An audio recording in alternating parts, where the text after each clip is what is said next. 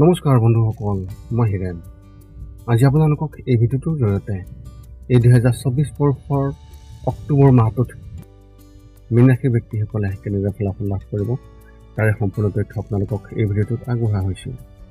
প্ৰথমে মোৰ চেনেলটো আপোনালোকে ছাবস্ক্ৰাইব কৰি ল'ব, যাতে মোৰ পিছৰ ভিডিঅ'বিলাক আপোনালোকে সহজে লাভ কৰিব পাৰে। লগতে মোৰ ভিডিঅ' যদি ভাল লাগে তেন্তে লাইক আৰু শ্বেয়াৰ কৰিব, কমেণ্ট কৰি আপোনালোকৰ মনোভাৱ প্ৰকাশ কৰিব। এতিয়া আহক মূল বিষয়লৈ। আমাৰ সকলোৰে মনত এই কৌতূহল আছে যে আগন্তুক মাহটো আমাৰ বাবে কেনেকুৱা হ'ব, বা মোৰ ৰাশি চক্ৰই কেনেকুৱা ধৰণৰ ফলাফল লাভ কৰিব আৰু এই অক্টোবৰ মাহটো কেনেকুৱা হ'ব। বহু ধৰণৰ প্ৰশ্ন আমাৰ মনত উদয় হয়, যেনে আহি থকা মাহটো কেনেকুৱা হ'ব, ব্যৱসায় বা চাকৰিৰ ক্ষেত্ৰত কেনেধৰণৰ অগ্ৰগতি দেখিব পাব, বা নতুন প্ৰত্যাহ্বানৰ সন্মুখীন হ'বলগীয়া হ'বনে নহয়, এনেধৰণৰ বহু ইত্যাদি।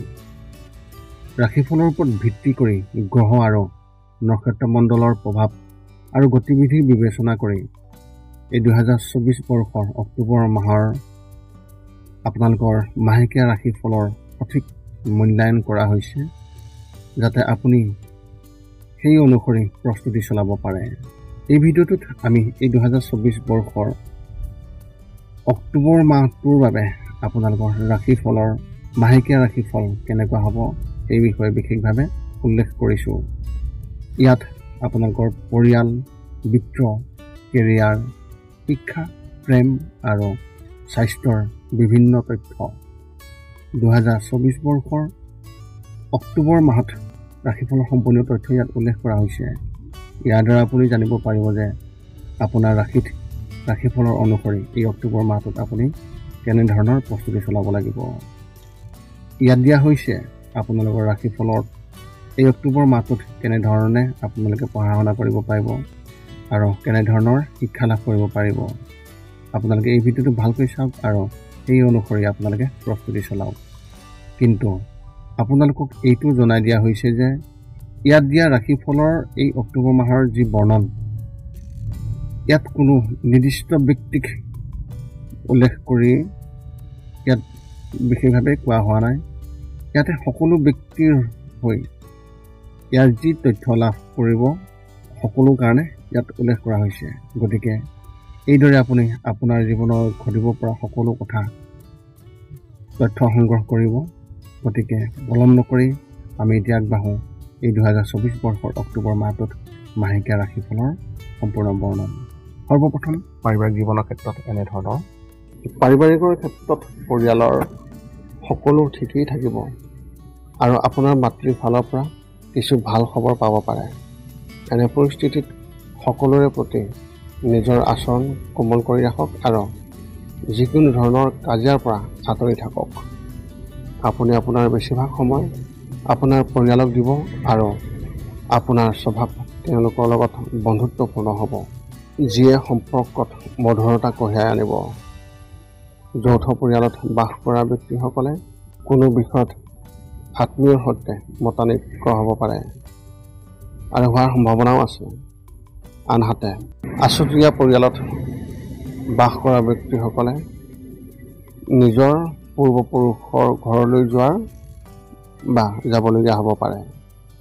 ব্যৱসায় আৰু চাকৰিৰ ক্ষেত্ৰত এনেধৰণৰ। ব্যৱসায়ৰ ক্ষেত্ৰত অভাৱনীয় ধন পোৱাৰ লক্ষণ দেখা গৈছে। গতিকে সেই দিশত মনোযোগ ৰাখক আৰু কোনো সুযোগ হেৰুৱাব নালাগে।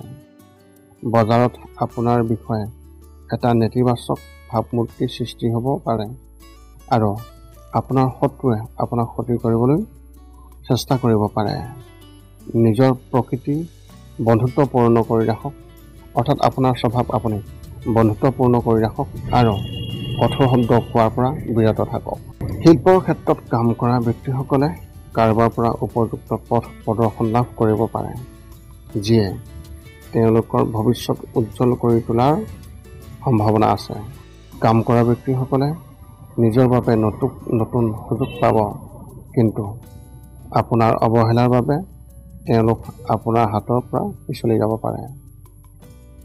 শিক্ষা আৰু কেৰিয়াৰ ক্ষেত্ৰত এনেধৰণৰ। এই মাহটো শিক্ষাৰ বাবে অনুকূল আৰু আপুনি পঢ়া শুনাক লৈ আশাবাদী হ'ব। স্কুলত পঢ়ি থকা ছাত্ৰ ছাত্ৰীসকলে কিবা এটা কথাত বিভ্ৰান্ত হৈ থাকিব পাৰে, যিয়ে বিভ্ৰান্তিকৰ পৰিস্থিতিৰ সৃষ্টি হ'ব। এনে পৰিস্থিতিত সঠিক পথ দেখুৱাব পৰা শিক্ষকসকলৰ লগত পৰামৰ্শ লওক। যদি আপোনাৰ পঢ়া শুনা শেষ হ'বলৈ ওলাইছে আৰু আপুনি নতুন চাকৰি বিচাৰি আছে, তেন্তে এই মাহত আপুনি বহুকেইটা বিভাগত চাকৰি পাব পাৰে, কিন্তু ইয়াৰে কোনো এটালৈ যাবলৈ মন নাযাব। প্ৰেমৰ ক্ষেত্ৰত এনেধৰণৰ আপোনাৰ কাৰ্যালয়ৰ কোনো সহকৰ্মীৰ প্ৰতি আপুনি আকৰ্ষণ অনুভৱ কৰিব পাৰে, কিন্তু আপুনি নিজৰ মনৰ কথা কোৱাৰ পৰা বিৰত থাকিব। অবিবাহিত লোকে নিজৰ বাবে নতুন জীৱনসংগী বিচাৰি পাব পাৰে। যিসকলে বিবাহৰ বাবে অপেক্ষা কৰি আছে, তেওঁলোকৰ আলোচনা এই মাহত আগবাঢ়িব পাৰে।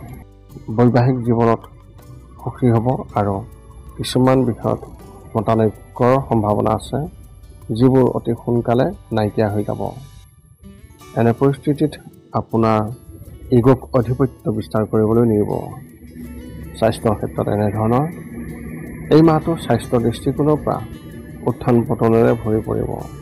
ডিহাইড্ৰেশ্যনৰ সমস্যাই এই মাহত আপোনাক আমনি কৰিব পাৰে, গতিকে শৰীৰত পানীৰ অভাৱ হ'বলৈ নিদিব আৰু দিনটোত 2 পৰা 3 লিটাৰ পানী খাবলৈ চেষ্টা কৰক। ডায়েবেটিছ ৰোগীসকলে মাহৰ দ্বিতীয় সপ্তাহত মিঠাই একেবাৰে খাব নালাগিব। আপুনি মানসিকভাৱে চিন্তিত হ'ব পাৰে, যাৰ ফলত খিংখিঙীয়া হ'ব পাৰে। এনে পৰিস্থিতিত যোগক আপোনাৰ জীৱনত স্থান দিয়ক। আপোনাৰ এই মাহত শুভ সংখ্যা হিচাপে 5 আৰু শুভ ৰং হিচাপে আপুনি এই মাহত নীলা ৰং ব্যৱহাৰ কৰিব পাৰে। এতিয়া আপোনালোকলৈ এক বিশেষ পৰামৰ্শ আগবঢ়োৱা হৈছে। যদি আপুনি ব্যক্তিগত খণ্ডত কাম কৰি আছে, তেন্তে এই মাহত অফিচৰ ৰাজনীতিৰ পৰা দূৰত্ব বজাই ৰাখক, কাৰণ পিছত আপুনি ইয়াৰ লগত জড়িত হৈ পৰিব পাৰে। ইয়াৰ ফলত আপোনাৰ চাকৰিটোতো বিপদত পৰিব পাৰে। গতিকে আগতীয়াকৈ যিকোনো ধৰণৰ বিবাদৰ পৰা নিজকে আঁতৰাই ৰাখক। এই মাহৰ ৰাশিফলৰ বৰ্ণন জনাৰ পিছতো কেইটামান কথা মনত ৰাখিব লাগিব। যিকেইটা কাম কৰিলে আপুনি শাৰীৰিক আৰু মানসিকভাৱে আপুনি অতি সুস্থ হৈ থাকিব আৰু লগতে আহিব লগা সংকট খুব সহজে দূৰ কৰাত সহায় হ'ব। এই 5টা নিয়ম এনেধৰণৰ।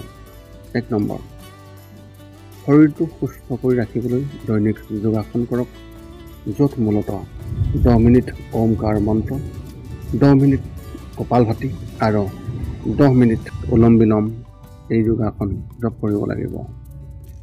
ইয়াৰ লগে লগে আপোনাৰ শৰীৰ আৰু মানসিক স্বাস্থ্য একেবাৰে নিখুঁত হৈ থাকিব।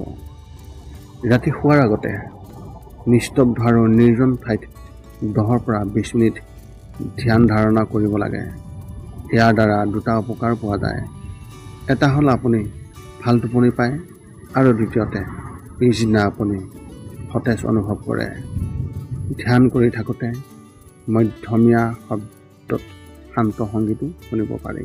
3 নম্বৰ হৈছে প্ৰতি মঙলবাৰে পুৱা নিশ্চয় হনুমান চালিচা পাঠ কৰক আৰু হনুমান মন্দিৰ দৰ্শন কৰক।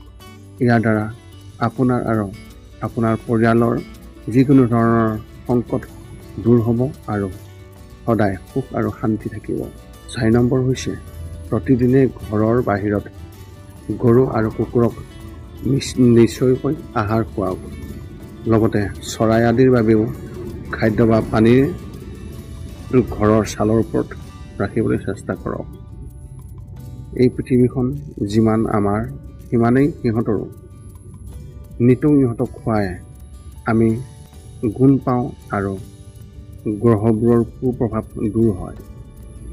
মাজে মাজে চৌপাশৰ দুখীয়াসকলক উপযুক্তভাৱে সহায় কৰক আৰু ভোকাতুৰক আপুনি খুৱাবলৈ চেষ্টা কৰক। এই আছিল এই 2024 বৰ্ষৰ অক্টোবৰ মাহত লাভ কৰিবলগীয়া ফলাফলৰ ৰাশিফলৰ বৰ্ণন। আপোনাৰ মনত যদি এতিয়াও যি সম্বন্ধীয় কিবা প্ৰশ্ন আছে, তেন্তে আপোনালোকে এই ভিডিঅ'ৰ তলত কমেণ্ট কৰি আপোনালোকৰ প্ৰশ্ন অৱগত কৰিব পাৰে আৰু সেই প্ৰশ্নৰ উত্তৰ আমি অতি সোনকালে দিবলৈ সকলো সময়তে সাজু আছোঁ। পুনৰ লগ পাম অন্য এটা ভিডিঅ'ত। আজিলৈ ধন্যবাদ।